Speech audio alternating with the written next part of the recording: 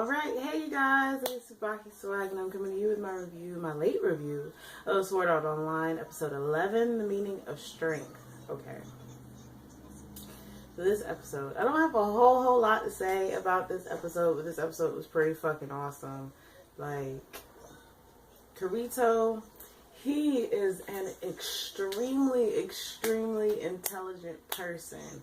And I already knew this, so I can talk about it a little bit, not much. I already knew this when, like, before this episode even came about. But the fact that Kirito figured this out with no help whatsoever shows that Kirito is just so fucking amazing. Like, literally, Kirito determined, after all this time, after everything that's been going on, he already knew that there was no possible way for anybody to be killed, at least not by heart failure through playing a video game.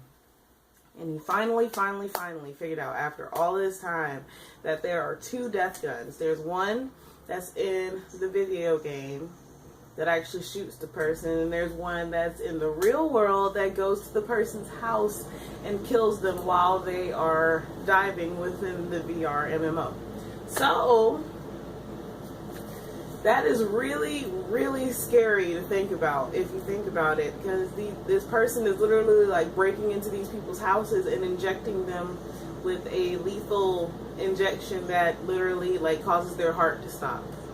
So on top of that, Death Gun has been trying to kill Sinan, which means that there is someone inside of Sinan's house right now, like watching her, waiting for Death Gun within the game to shoot her, which is really scary if you think about it. But the fact that Sinan was able to calm down, like Kirito was able to calm her down, so that way they could figure out a plan to go about taking out Death Gun before he can kill anybody else, because that is absolutely ridiculous.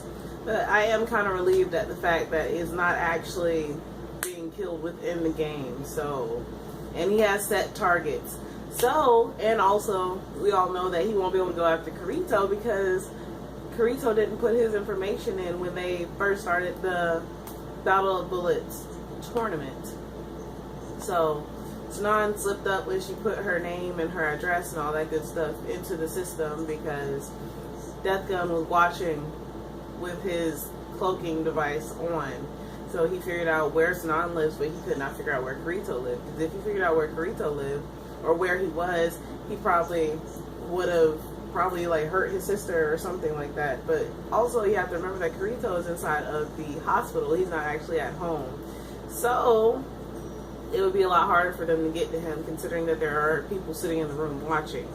So this episode was pretty dope. And the fact that they, like, Kirito and Sinan have been sitting inside of that cave for hours probably now, and it's gotten dark. And there was a little recorder that recorded them, like, all up on each other. So if Asuna ever sees that, Asuna will probably take Kirito's head off, but that's neither here nor there. So yeah, this episode pretty much consisted of Kirito figuring out that Death Gun is actually two people, which, like I said, I already knew about, but I'm not going to say who. So Death Gun is two people, and there's one person working in the real world, one person working in the virtual world. And that explains so many different things, like the really dramatic cross symbol that Death Gun does before he shoots somebody. He's doing that to check the time on his watch, so that way they can sync with him shooting the person in the game and Death Gun in the real world injecting the person, so that way they die around literally almost simultaneously. So that way it would make it look like Death Gun is killing people within the game, but he's technically not. So Death Gun squared are they're very smart, and I personally, if I hadn't known about it, I never ever would have guessed that there were two Death Guns. But that's pretty fucking dope that Kirito, without any prompts, was able to come to the conclusion that there were two Death Guns, one in the real world and one in the virtual world, that are killing all these people.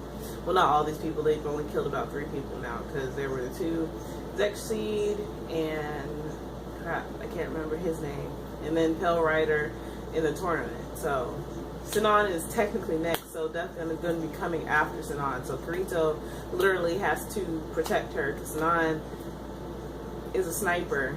So if Death Gun gets the opportunity, he will take Sinan out, but Kirito's going to use himself as a decoy to draw him out and kill him. So that way he'll be out of the tournament, and then that'll be one less thing for them to technically worry about, because I mean, within the tournament he has a lot of room to kill a lot more people, but if they take him out, then they'll have a little bit more time to try to figure out who he is.